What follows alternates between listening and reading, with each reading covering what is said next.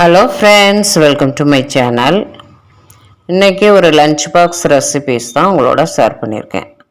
தேங்காய் சாதம், உருளைக்கிழங்கு வறுவல். நார்மலாக உருளைக்கிழங்கு வறுவல் செய்யாமல் இது செட்டிநாடு உருளைக்கிழங்கு வறுவல். அதுக்கு ஒரு 6 உருளைக்கிழங்கு எடுத்து நல்லா வாஷ் பண்ணி குக்கரில் சேர்த்துக்கணும். உருளைக்கிழங்கு மூழ்கிற அளவுக்கு நல்லா தண்ணி வச்சுக்கணும். அப்போ தான் ஒன்று போல் வெந்து வரும். விசில் போட்டு 4 விசில் விட்டு எடுத்துக்கலாம்.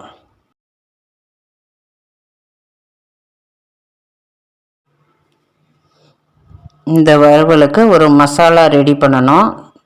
தனியா 1 ஸ்பூன், கடலைப்பருப்பு, உளுந்தம்பருப்பு 1 ஸ்பூன், மிளகு 1/2 ஸ்பூன், கொஞ்சமாக பெருஞ்சீரகம், 2 வத்தல், 2 கிராம்பு, கொஞ்சமாக பட்டை.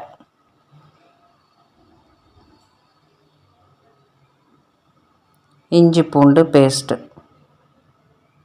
இப்போ எண்ணெய் ஊற்றாமல் வெறும் சட்டியில் இந்த பொருள்லாம் சேர்த்து வறுத்து எடுத்துக்கிடணும். உளுந்தம்பருப்பு, மிளகு, கடலைப்பருப்பு, சோம்பு, வத்தல், கிராம்பு, கொஞ்சமாக பட்டை. நல்ல சிவப்பாக இந்தளவுக்கு வறுத்து எடுத்துக்கிடணும். இப்போ ஒரு பிளேட்டுக்கு மாற்றி ஆற வச்சு எடுத்துக்கலாம். உருளைக்கிழங்கு நல்லா வெந்து வந்துருச்சு. இந்த அளவுக்கு நல்லா வெடித்து வேகணும். இந்த மசாலாவை நல்லா மிக்ஸி ஜாரில் சேர்த்து பவுட்ரு பண்ணிக்கலாம். நல்லா நைஸாக பவுட்ரு பண்ணிக்கணும் முடிஞ்ச அளவு.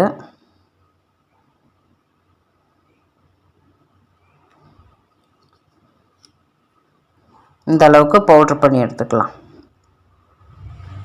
இஞ்சி பூண்டு பேஸ்ட்டாக அரைச்சி வச்சுக்கலாம். ஒரு பல்லரி வெங்காயம் நீல வாக்கில் கட் பண்ணி வச்சுருக்கேன்.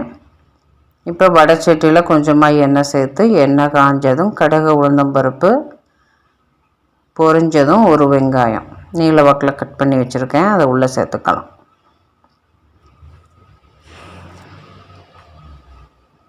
வெங்காயம் நல்லா வதங்கவும் இஞ்சி பூண்டு பேஸ்ட்டு கொஞ்சமாக சேர்த்துக்கலாம். தேவையான உப்பு, கொஞ்சமாக கருவேப்பிலை. வெங்காயம் வதங்கி வந்துடும். உப்பு சேர்ந்தால் நல்லாயிருக்கும். வெறும் வத்தப்பொடி கொஞ்சம் ஆயிலே சேர்த்துடணும். அப்போ தான் நல்ல கலர் கிடைக்கும். இப்போ வேக வச்சு உருளைக்கிழங்க கட் பண்ணி எடுத்துகிட்டு வந்ததை உள்ளே சேர்த்துக்கலாம்.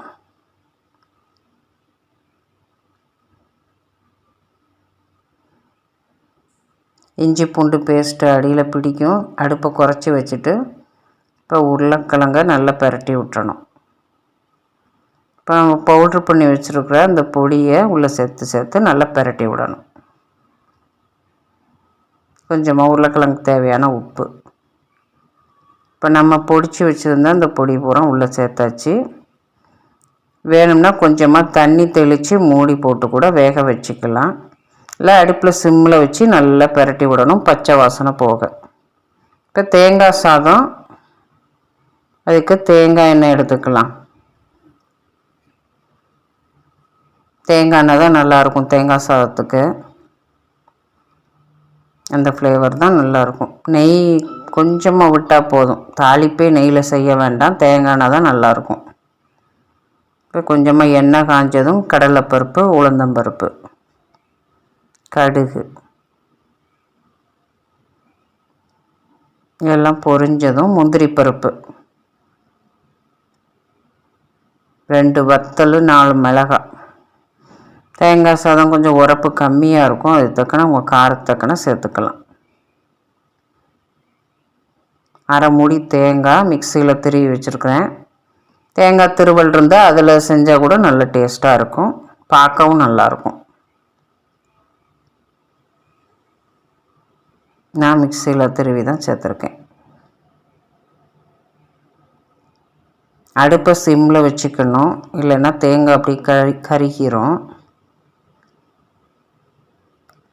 இதுக்கு தேவையான உப்பு, சாதத்தில் உப்பு போட்டு தான் நான் பொங்கியிருக்கேன். இதுக்கு தேவையான உப்பு மட்டும் சேர்த்துக்கிடணும். கொஞ்சமாக நெய் சேர்த்துக்கலாம். நெய் சேர்க்கலைனாலும் நல்லா தான் இருக்கும். தேங்காய் எண்ணெய் வாசனையும் நல்லாயிருக்கும். பசங்களுக்கு கொடுக்குறதா இருந்தால் நெய் சேர்த்துக்கலாம்.